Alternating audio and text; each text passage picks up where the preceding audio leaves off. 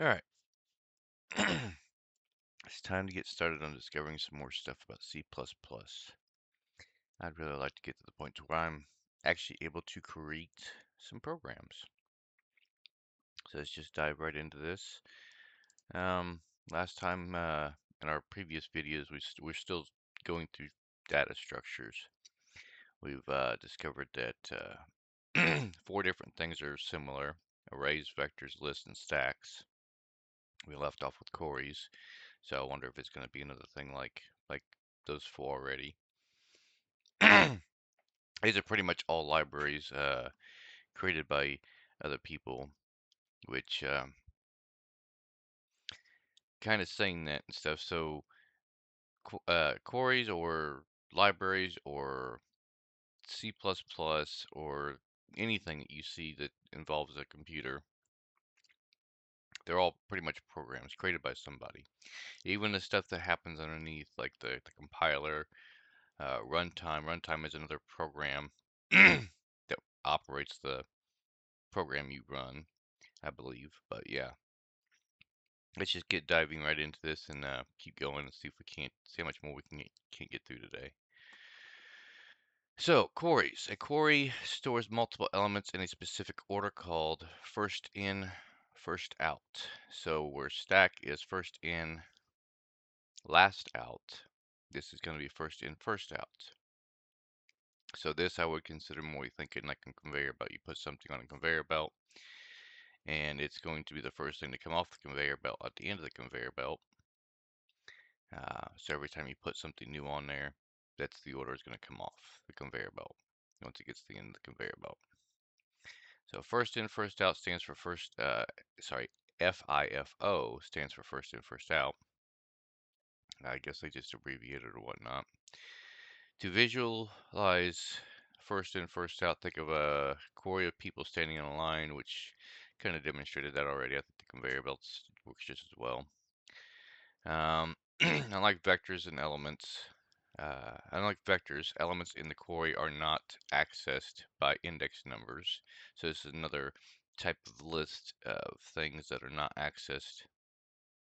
Basically, you can't access the center part. So when you put it on a conveyor belt, pretty much think of it in a closed box and stuff, and you can't get to any of it until it gets to the end of the conveyor belt. And then you can access either the last one you put it on by taking it back off real quick, possibly, but most likely it's just going to be the first one you put on. And you don't have access again to it until the end of the conveyor belt. Since query elements are added at the end and removed from the front, you can only access the element at the front or the back. Yeah, so if you shut off the conveyor belt, add more parts to the back of the conveyor belt, you can either get to the parts of the back or get to the parts of the front. So this library for queries is going to be just as it is up here. So go and clean up our code here, get rid of all this, start fresh here. We're going to get rid of this as well. And we're going to change this to queries.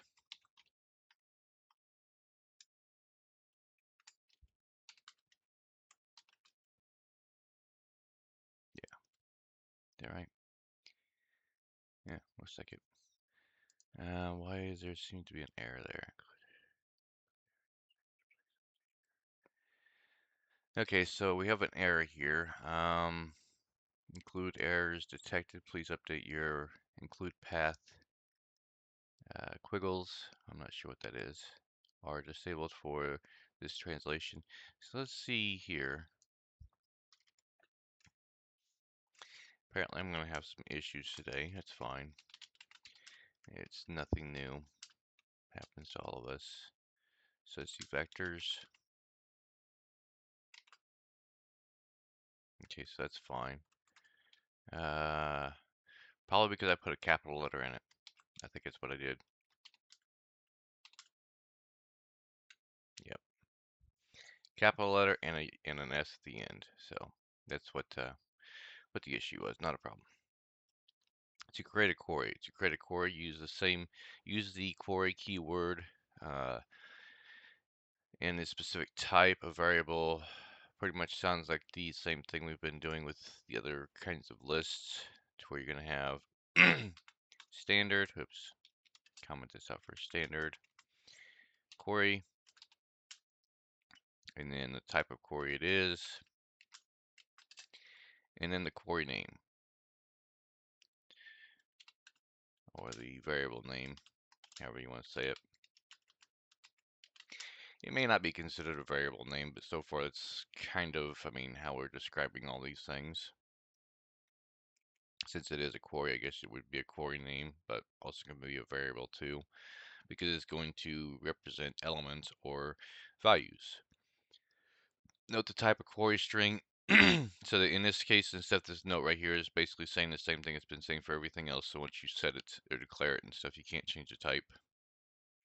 You can change the type, but if you change the type of this right here, you'd have to do it on the actual line of code, and it probably change the values too, so they match up with the type.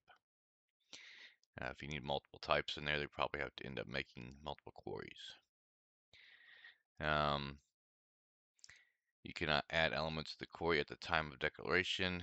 Okay, so just like stacks, you have to add them in afterwards. So the whole idea of this right here, so standard query, standard string, oops, definitely the wrong thing, string and cars, we cannot set it to equal anything. It's basically what it's telling us, like we did with the last thing. You just got to declare it and then add it after it's been declared, which I'm pretty sure you're probably going to use the same thing, push. Yep, push to add things. So we got it created there. Now we're going to add elements to it. In this case, for this example, it's going to be cars again. So cars dot push. Notice that we keep doing the same thing here. Now I'm not talking about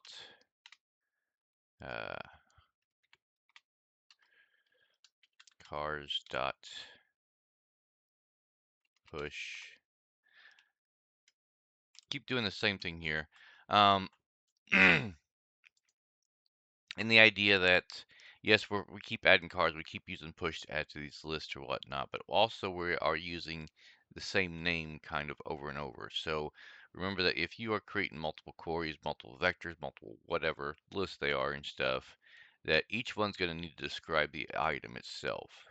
Otherwise, you're going to end up adding, if you have say a stack right here, standard stack, um, standard string, and it's going to be cars. Well, now you got a problem here. Did I not do that right? Oh, I know why. Include stack. There, I should clear that up. Should have.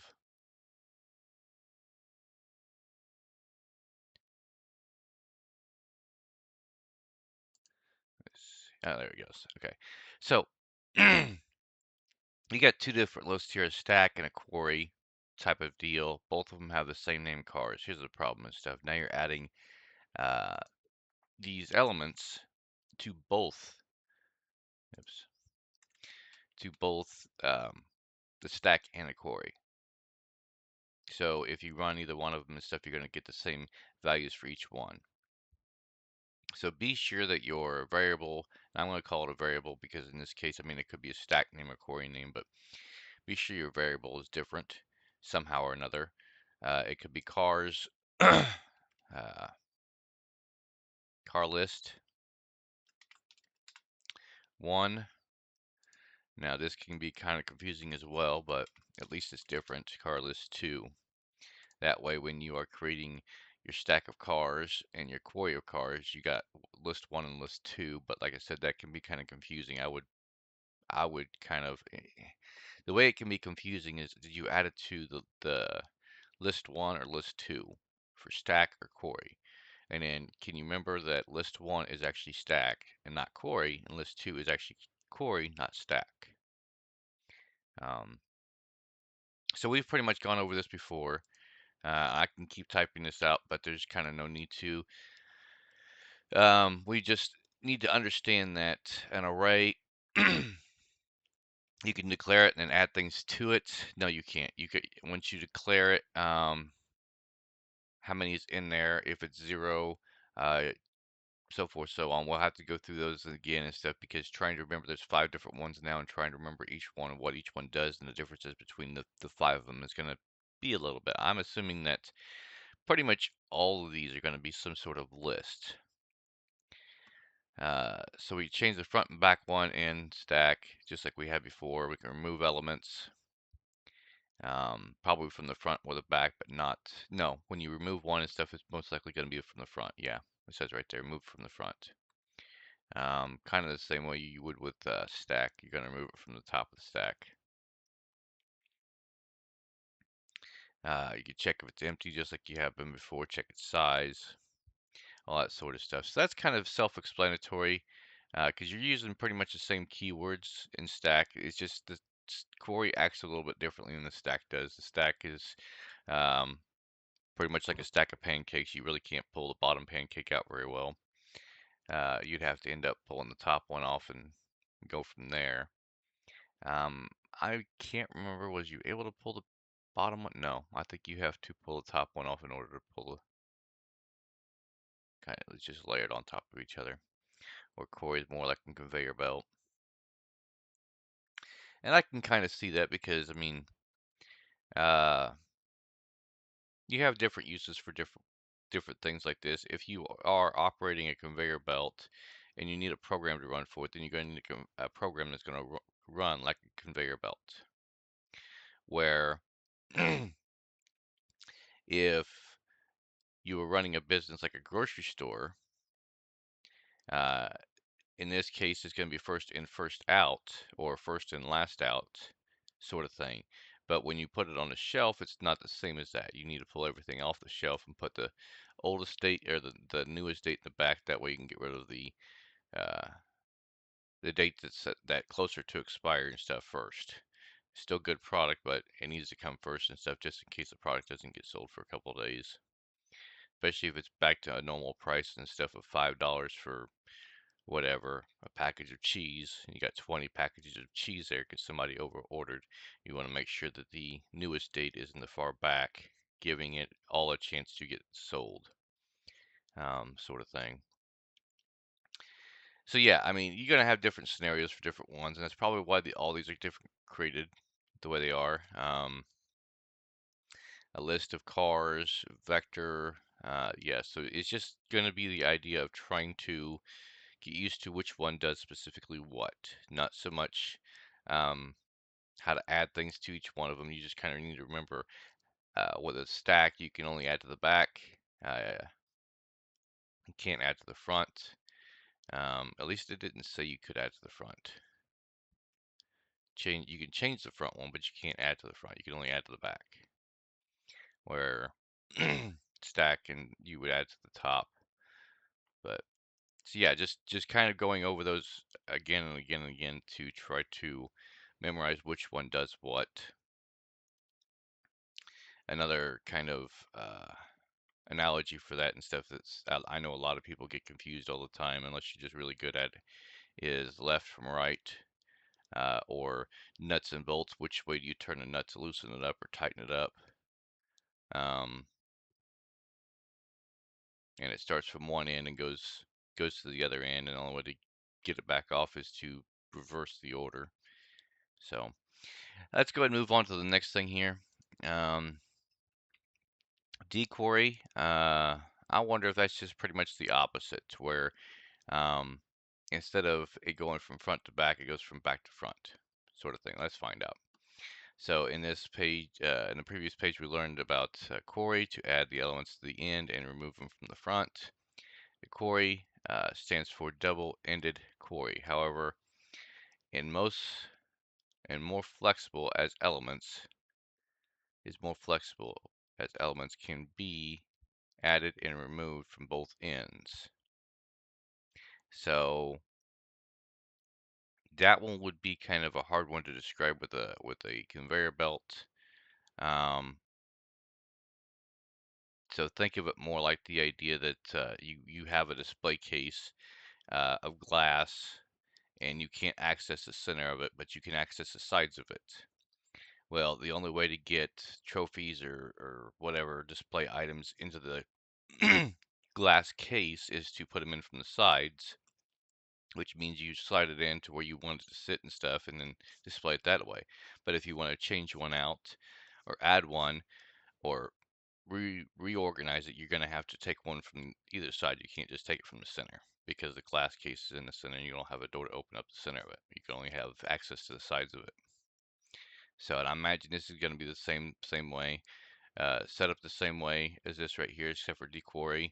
The library name for it is Deque. So probably it's going to be like this: Deque type. Uh, oops. And then Deque name slash variable uh, with the library name being most likely Deque, which yes it is. It's right here. So this is probably going to be the same way. I don't know. Well, let's see here. When you go to access it, you can access a Deque element by referring to the index number inside square brackets. Okay, so you can access any part of it to find out what's where. Which, I mean, if you got a glass case and stuff, you can see which one is sitting where. With the quarry, you can't see, so think of that more of as a conveyor belt with a metal or plastic something covering up the center of the conveyor belt where you can't see what items are where. I think the quarry is going to be more like a glass case. You can only access it from the sides where you add items or subtract items. But in this case and stuff, you can determine what's where with the index feature. You can also access the first and last element of the query with the front and back. So you can access any of them with square brackets, access them from the front or back, or from with the at function. Note that the at function is often preferred over the square brackets. We've already discussed that in a previous video.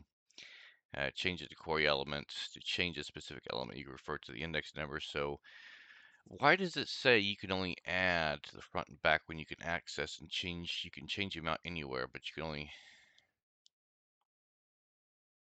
let's see here. Stands for double-ended query.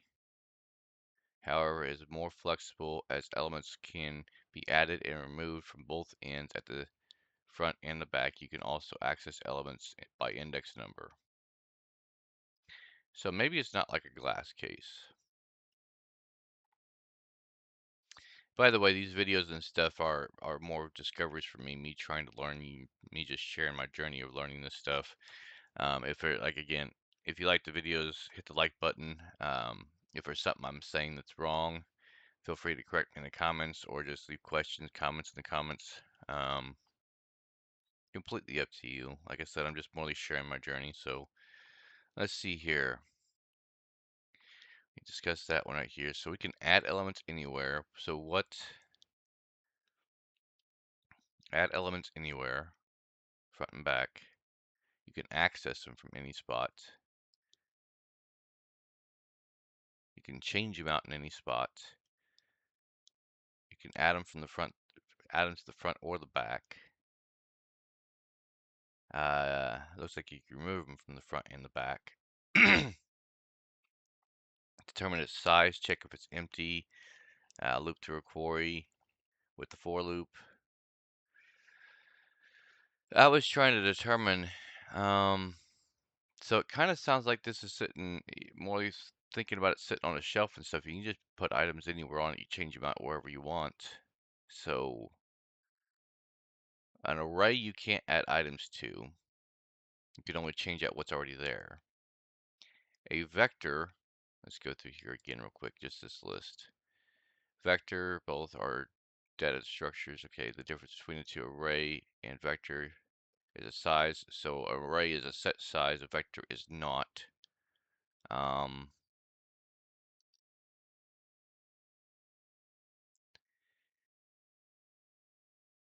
I'm looking here to determine. Okay, so a vector, you can set the elements as you declare it. A query, you cannot. That's one difference right there. A query, you have to add things to it after you've declared it. You can't add to it uh, in the declaration. Where a vector, you can. Somebody must have gotten pretty picky about how they wanted to do some lists. Yeah, that or else it was just in the demand of what was needed at the time when this was created. I was trying to determine if there's any other differences. Go back down here. Nope, not query. Deque. Um, maybe, yeah, if somebody watches this video, maybe you can help determine the differences between the six, sorry. I mean, the array and stuff is a set size. That's the only unique thing about that. A vector is not a set size. Um, what's the limitations on a vector? Both vector and array are data structures. Okay, the difference between an array and vector is the size, so it doesn't really give a whole lot more information on it than that. Hopefully my other source will give me a better description or detailed information on this. So um, for now, I'm just going to go with the fact that the query exists. It looks like you can add items anywhere you want to. You can set any size to it. The only difference that I'm seeing right now, until I get to my other source, is the fact that a query, um, you can only declare it and then add items to it using the query name of the variable. A vector is not the same. You can create the list and stuff once you create the the thing. Which kind of, I mean, I guess a query and stuff means that later on in your code, if you need something else added to it, you can add something else to it later on in your code. Uh, the vector, I believe you can too, if I'm not mistaken, but you can go ahead and create a predetermined list of items. And then if you need to change out those items or add and remove items, you can. Uh, where a query and stuff, you don't have a preset list. You may have to add items to it as you go. But I would think that if you do that and stuff, you would kind of want to clean it up and put all those added items in one spot. But I guess it kind of just depends on what you need your list for or whatnot. So if you write a program with one and it doesn't work so well, using one set of lists and stuff, you might try another one. Like I said, I'm not going to try to understand the differences between these. Right now, it looks like they're very much similar. There's just a slight difference between them all. I will wait until I get into my other source and stuff to determine more details about each one. I'm pretty sure I probably mentioned some of them. Sets. A set stores unique elements where they uh, so moving on. So actually, that's two quick parts right there. Let's see if a set is about the same way. I know I just jumped to this, but let's see. A set stores unique elements where they are stored automatically in ascending order. Are unique meaning equal or duplicate values are ignored. So if you create multiple values, one of the values will be ignored. Can be added and or removed, but the value of an existing element cannot be changed. So you can add for a set and stuff. It sounds like it may be a list as well, but I haven't determined that one yet. It looks like you can add and remove items, but you cannot change out an item. So if you want to change an item, you have to remove it first and then put the replacement in there. Kind of like parts for any kind of machine. If you don't like the part that's in there, you're going to have to take it off and put the new part in there. Cannot be accessed by index. So set cannot be accessed like query, vector, and array. So this is, again, this is data structures. I'm not sure if that actually has its own specific library or not for all these, or these are all individual libraries, and we're just mentioning a bunch of ways of putting data into different structures, depending on what you need the structure to do. But I'm kind of seeing the same thing here, that it's another list of data, basically another structure where element or whatever, basically a structure to hold data and a list of elements. It looks to be about the same. I know I'm just skimming through this, but there's no point in, I don't see a point in really learning the details about this right now, because of my other source and stuff. I will learn the details of it.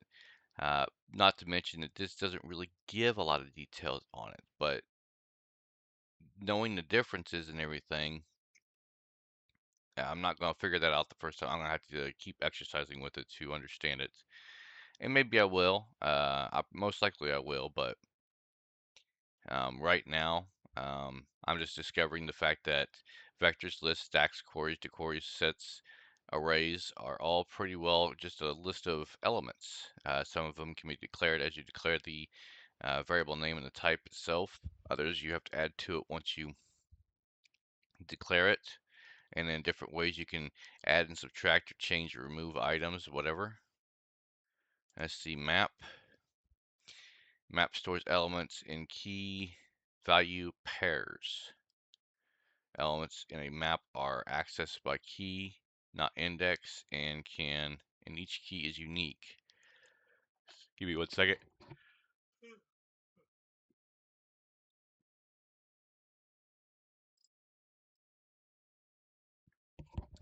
To use the map, you have to include the map header file. To create a map, it looks like, okay. So this one is quite a bit more unique. I think map gets used a lot more than what the other ones do. Let's go ahead and work with this one right here because this one's quite a bit more unique than the other ones. It's still a list, but it's not the same kind of list that we have been going over. Include map,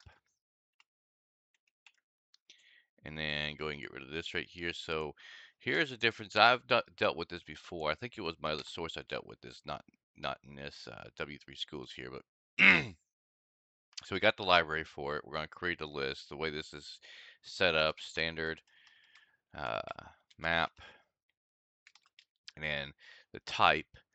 But in this case, most of our lists only include one type, which is normally standard string. Well, in this case, we can actually add a second type to it. Um, so people, it will be a variable name for this. I have a feeling I know where they're going with this, but let's just go ahead and put that right there.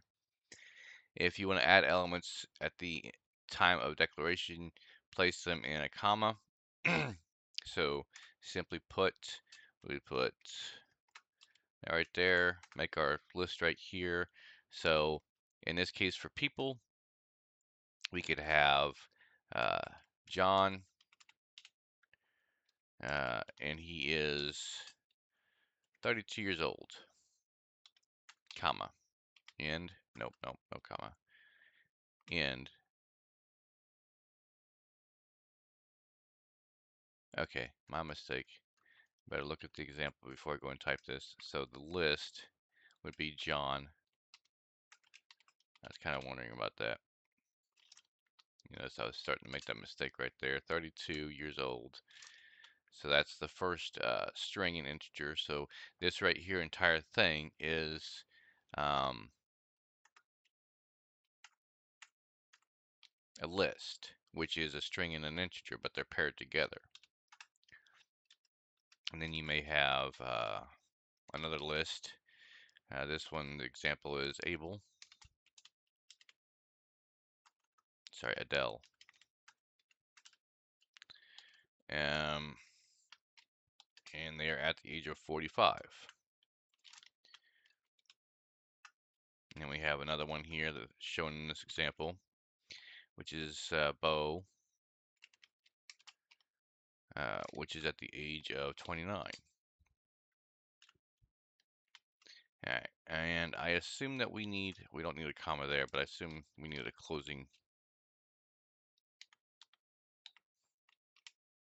semicolon there.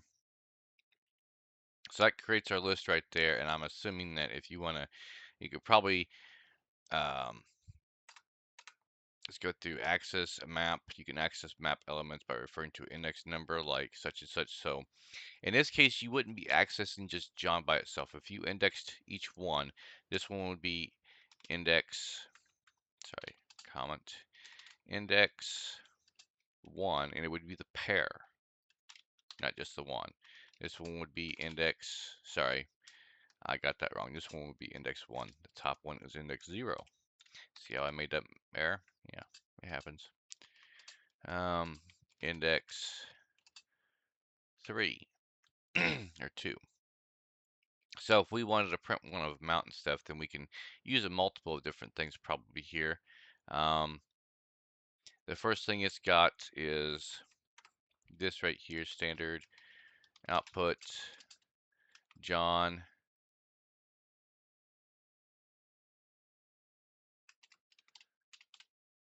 is, and then after that, associating people,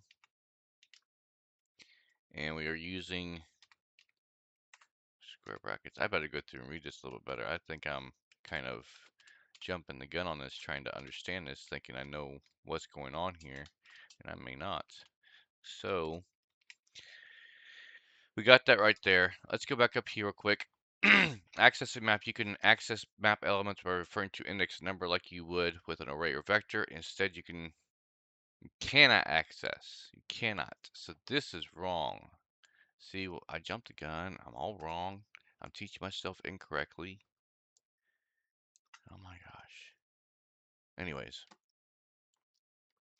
so you cannot access them with index. You have to use, instead, you can access map elements by referring to its key inside square brackets. So if you want to access John's age, you would use the key John. Let's see if that works here. Save it, run it. John is 32. What if we changed? So is John the key, or can you use 32 as a key?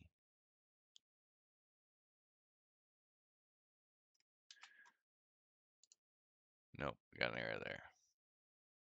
So apparently you can't do it that way. You actually have to have John in there in order for that to work. So whatever the first one is, you would end up accessing it with the key. You can also access elements with the at function. You would do it the same way instead of the square brackets like you would do with an index, because normally an index would be, normally what would go in this right here would be 0 or 1 or so forth and so on. But you can also do it with the at. So you're going to have just different errors if you make a mistake with this right here. One's going to be a little easier to read, the other one a little more difficult. So now we still get the same response, but we're just using the at function to access it with the key John. So whatever the first one is, I assume is going to be the key. Note the at function is often preferred. We've seen that before. Change the values, so you use the key. So how could this be used? Because this is pretty well the same all the way through. The only thing is, and stuff is to access any of it. Does it say how to add elements? Yes. So you can add elements, kind of the same thing. You would put the key in first, and it will put the key in there, and then say what the key is actually valued at. For example,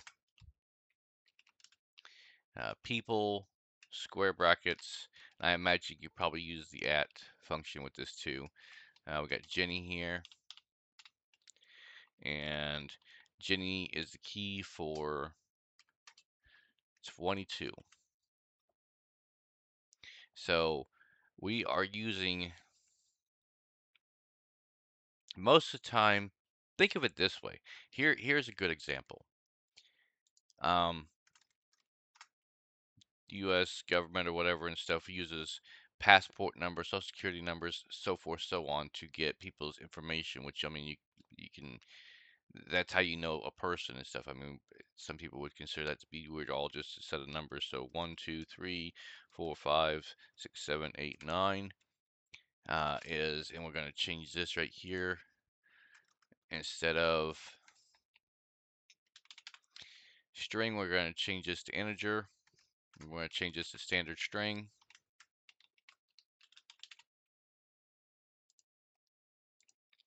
And this right here, key, is going to represent uh, John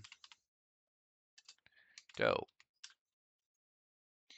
And then we're going to have another one here, which is going to be 1, 1, 2, 3, 4, 5, 6. Just making up things here as I go with these numbers. And this is going to be Jane Doe. Uh,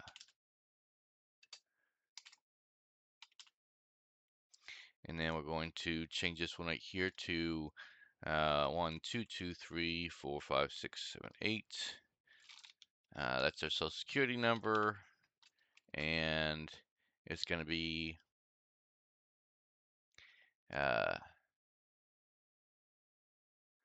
let's see here.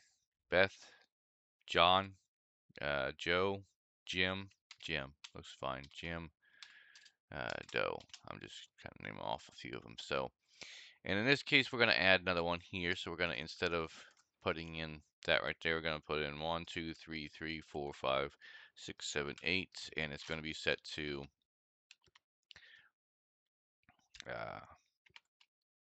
Beth Doe. And instead of having the name in there, we're going to put in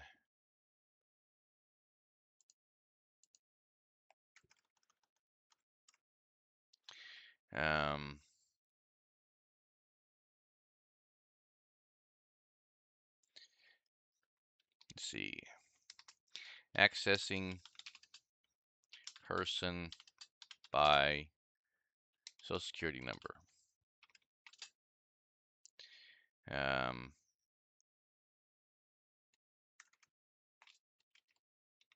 Period.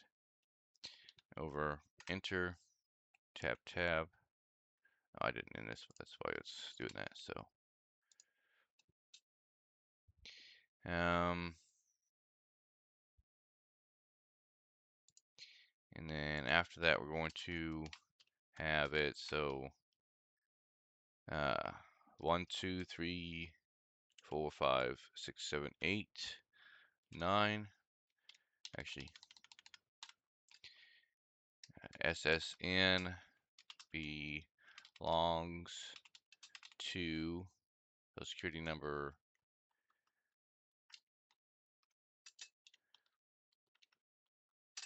belongs to, and then after that, enter again, person, 1, 2, 3, 4, 5, 6, 7, 8, 9. And that'll have a new line after that. So we'll just go ahead and save that right there, run that. And so now this should print up John Doe. It's saved, yep. So accessing person by social security number. Actually, we need a new line after that. New line. Oops. And then, yep, we got the space. So save, clear, run it again. So accessing person by social security number. Social security number such and such belongs to John Doe. There's your keys, which is a map. Map indicates that keys and legends, well, in this case, this right here belongs to that. So,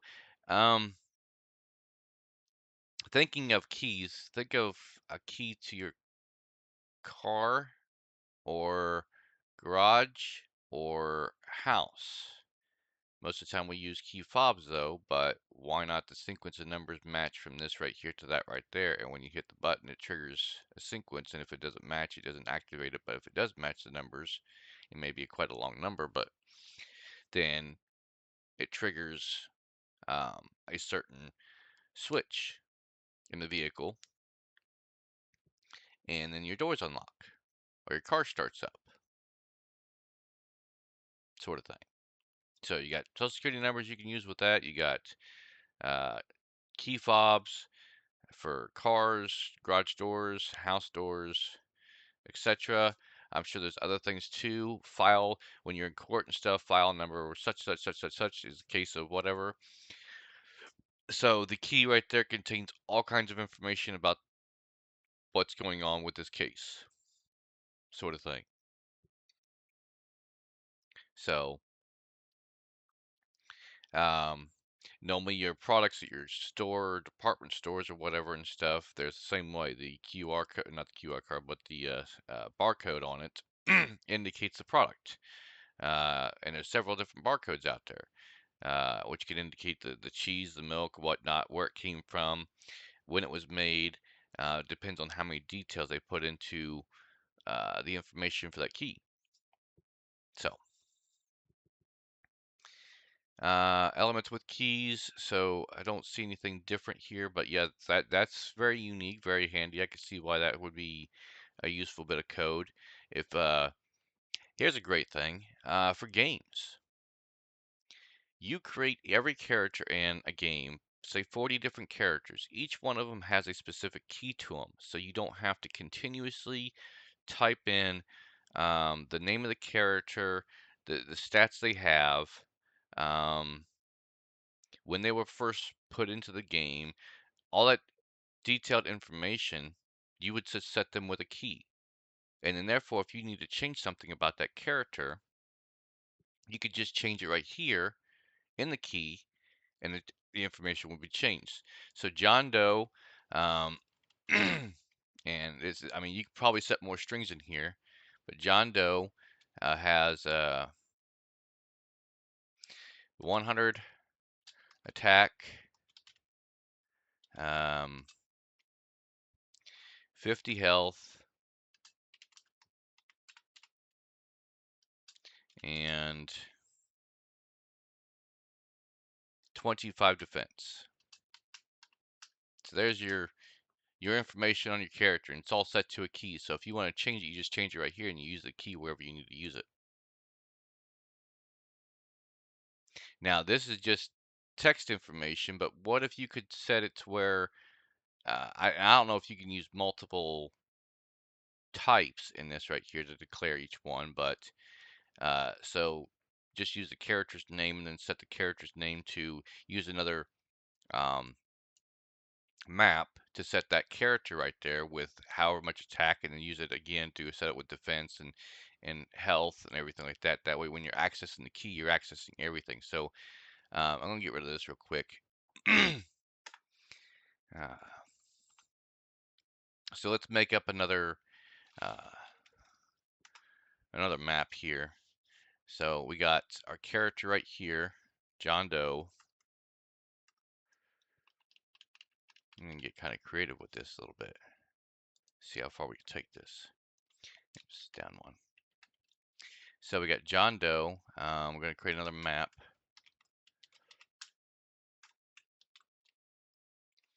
Um, standard string, oops, comma, int. Uh, and these are uh, character, yeah, character, uh, health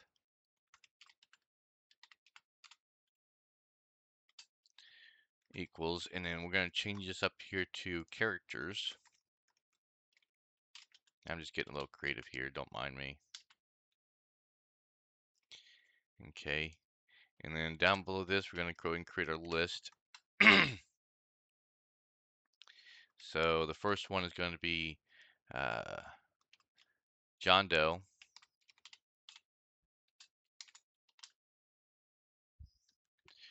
with this one's health. So he's going to start off with 100 health, comma. Next one's going to be um, Jane Doe,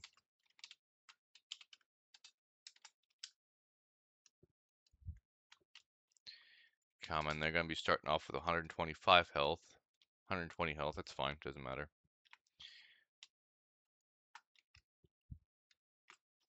And then we got Jim, uh, which is not going to have much health. Let's just say that he's the young one of the bunch, the new one of the bunch, Doe. And he's going to have 75 health. Okay, so now we got that created right there. So now when we access a specific person, we're going to change all this information right here. Actually, let's go ahead and just delete all this right here.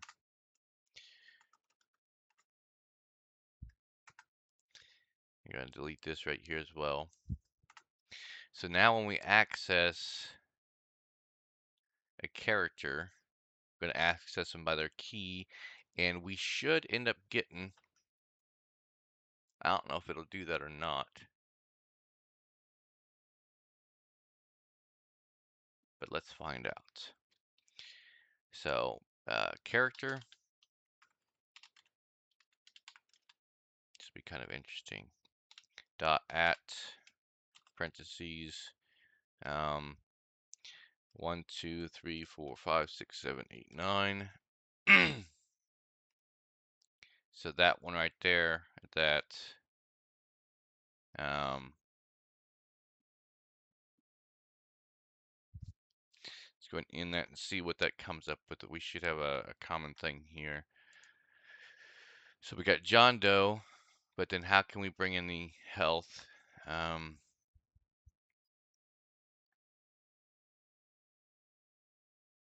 Yeah, I'm kind of curious if you can make more to this list or more to this list. That way you can access all the information about that specific person. But, you know, I mean, that's me just getting a little creative with it and stuff to see what happens. Maybe change the variable. Yeah, I don't know. I'll have to play with that a little bit. But it looks like you can also get a size. How many characters do you have in it altogether? Is it empty? So forth, so on. Run through a loop on it. Um, so different ways to run through loops, it looks like.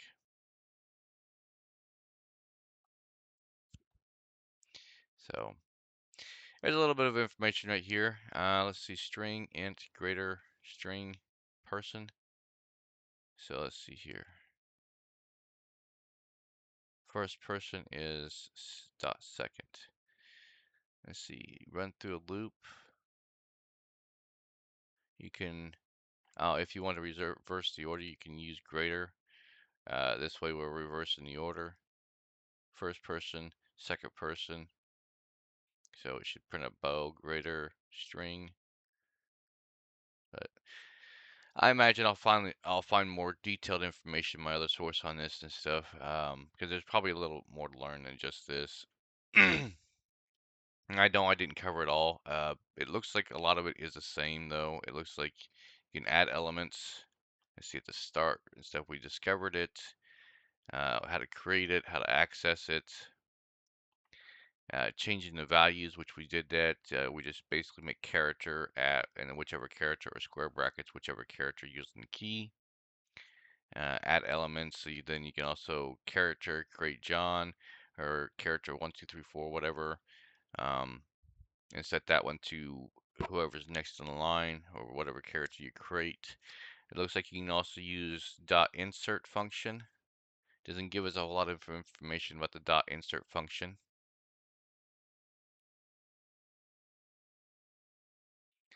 So maybe the dot insert function is another way of adding, kind of like you would do with the dot at function.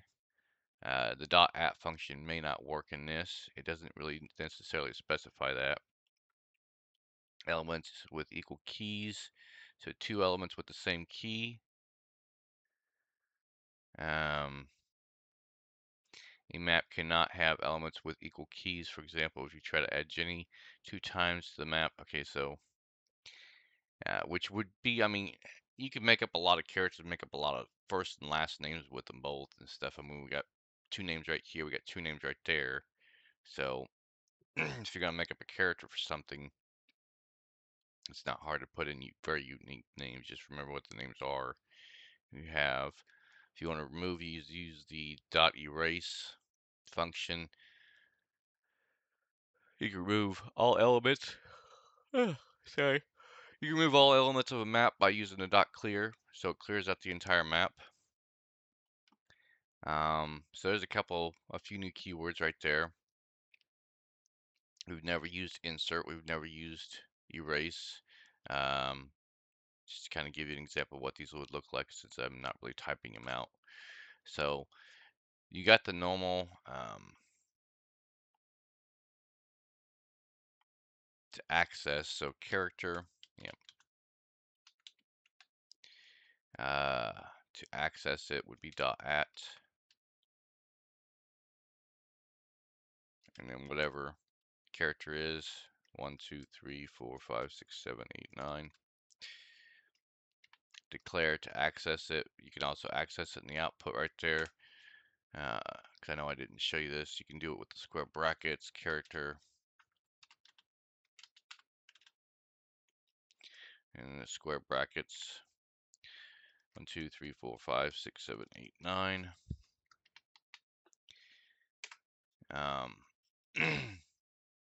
Change one. Did it say we can? Yeah, we can access that way.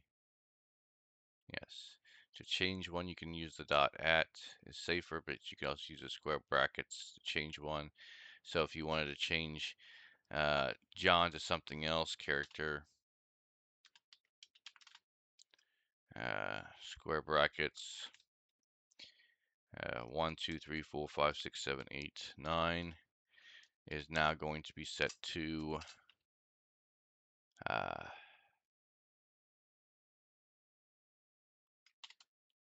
Jenny. Oops, string. Jenny Doe. Declared, or you can use the at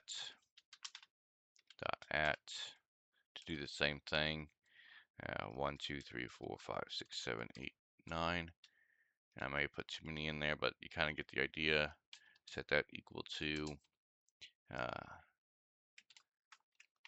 John Doe. Declare. You can add elements. So there's a few different things in here, but most of it all is the same.